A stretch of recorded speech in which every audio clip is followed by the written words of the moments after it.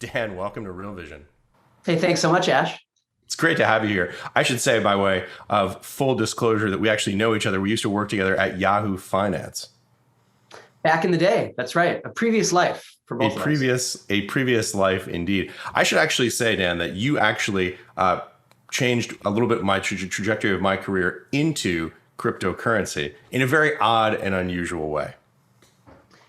Funny, there are a number of people who have told me that I was one of the first to mention it to them or get them into it. And I always tell people, I've been writing about this space since 2011, which was early, but we're still actually early. I mean, even though it's gone mainstream in a sense, if you're just getting interested in this stuff now, you're still really early to the space. Yeah. Yeah, absolutely. Actually, I was involved. I had my first crypto blog. I think we spun it up in 2013, went live around 2014. So I've been involved in it for a while, but the way that you actually changed the trajectory of my career. So Yahoo Finance was a terrible fit for me. When I get there, first day I arrive at Yahoo Finance, the first thing I hear is, "I'm sorry, Ash, but we don't have enough room for you to sit with the finance people." And I was like, what are you talking about? Like, yeah, well, we're going to move you over here. So I sat with Katie Couric's team. And I was sitting at a 90-degree angle, physically at a 90-degree angle to Yahoo Finance, where all the Yahoo Finance is. This is when we were in Times Square, I guess. And so I got to watch at a 90-degree angle what was happening at Yahoo Finance. And I would watch you live on air and some of the other young guys. And I was like, man, I need to reappraise my career. I think I need to do something different. At Yahoo Finance, I was actually crunching data. I wasn't even on camera. I was doing the back office data crunch stuff. And I thought, I need to do something else. And I wound up actually at CoinDesk shortly thereafter. It's funny too, because Yahoo is such a great example of one of those companies that has tried to have a lot of different identities. Yeah. And that's not even necessarily to say that it has all gone poorly. I mean, Yahoo Finance is certainly the most valuable asset in that whole portfolio. Yeah. But, it's a tech company that also tries to be a media company, but the tech isn't always so great. So then is it actually now more known as a media company, but it also has tech that a surprising number of people still use? Millions and millions of people have Yahoo Mail and Yahoo as their homepage. So there was always a push and pull with identity there. And the Katie Couric era was probably a good characteristic of that push and pull. Yeah. By the way, Katie was terrific. When I sat with her team, they would work late often, and she would drop food off at my desk. So anybody who feeds me is aces in my book. And it's a surreal moment in your life when you're sitting there working and Katie Couric drops off a plate of grilled chicken from Brother Jimmy's. That's a weird moment. Well, I remember too, as you said, our platform, I guess our set was right there in the middle of the newsroom. Yeah, exactly. Many networks have, although some have now moved away from that, but that's kind of the classic TV news network. So when we would be on camera doing our segments and other people would be right there, it's just us. I'm nobody. So it's fine. People would be kind of chill. But then Katie would go and use the same stage. Right. And Katie's people would be around there. And sometimes you'd be chatting and someone would say, "Shh, Katie Couric is on." You're typing too loud. Right. Yes. Absolutely. So Dan, let's talk about Decrypt. You recently made the move there. Tell us a little bit about the move for you, and also what's the mission of Decrypt? How do you think about it?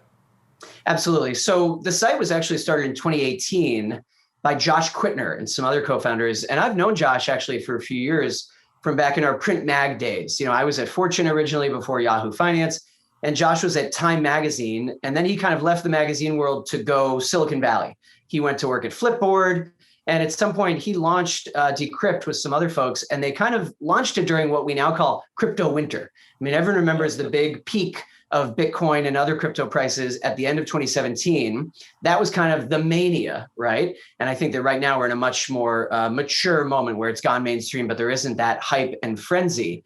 And then in February 2018, Bitcoin crashed by 65%. I mean, we all remember this. And everyone now refers to that as crypto winter because yikes, it was heady days. And now we all kind of pull back a little bit. And as we also know, Ash, there's so many tech companies that say, if we can start successfully during a downturn or during a market pullback and, work through it and survive, then we know we can survive anything. So now, you fast forward 3 years, Josh had been actually trying to get me to come over there for a while. And then when he reached out to me a few months ago, the timing was finally right. It's not something I think I would have done 2 years ago. It's not a leap I was ready to make to go full crypto, so to speak. But now we're in this moment where I think there's more mainstream interest than ever before. A few months ago when the price was running up during the pandemic, a lot of people were saying it's institutional this time. It's institutional driven. And that's true, but it's also retail investors. I mean, it's everyone, right? It's Tesla, PayPal, and Square. It's big companies buying in. It's regular folks who are curious and are reading about crypto more than ever, and they want to learn. Yes, it's institutions, it's Wall Street investment firms, it's hedge fund traders changing their tune, but it's also companies. It's kind of everyone.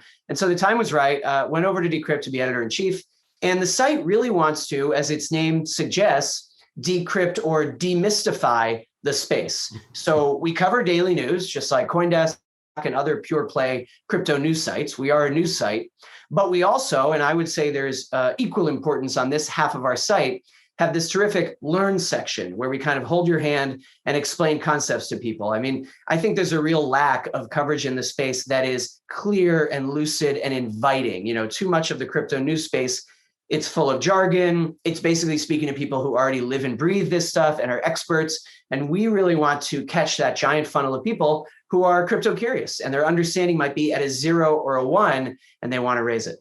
Yeah, very well said. So you've been covering this space for some time now, 2016, 2017 vintage or so. What's your overall sense of the state of play in crypto right now? It's a good question. There's so much there. I love to always say that Bitcoin and the other kind of largest coins by market cap are so narrative driven. I mean, headline driven, but also narratives. Remember in 2018, the biggest narrative was blockchain without Bitcoin. Banks were coming out and saying, oh, we love blockchain technology. We're going to look into blockchain for payments. Going, we don't want to do that really. We're not going to touch crypto. They thought they could fix. And purists were saying, well, no, the whole point is that blockchain underpins cryptocurrency and that blockchains should be peer-to-peer, trustless, public, not closed circles. And these banks were talking about launching private blockchains that are password accessed and are only for their clients. People said, you're missing the point. What has changed now is that some of those same banks are recognizing it's not blockchain without Bitcoin. It's both.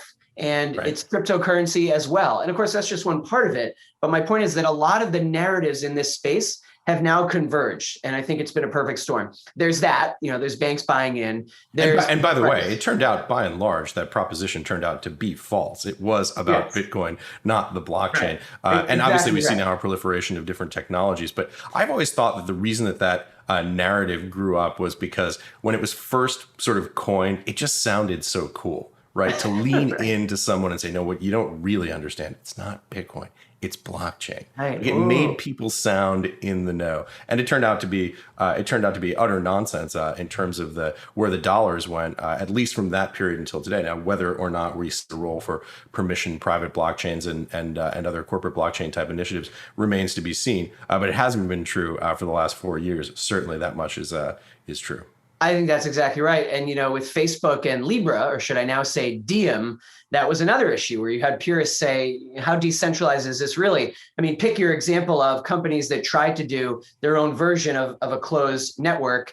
People accuse XRP, or what was once called Ripple, of being, not fully decentralized because the company holds X percentage of them. So you're right, that narrative. Or not decentralized at all, as those critics would say.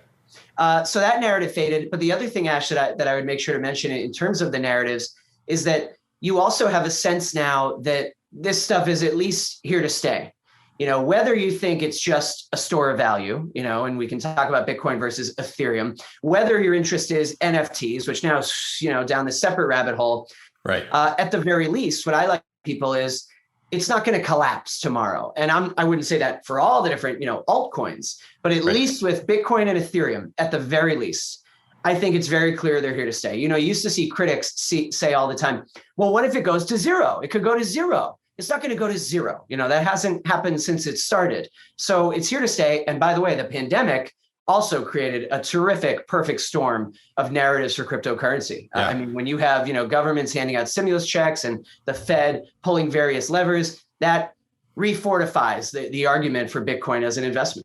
Hey, if you like this clip, be sure to check out the full interview and more only on realvision.com/crypto.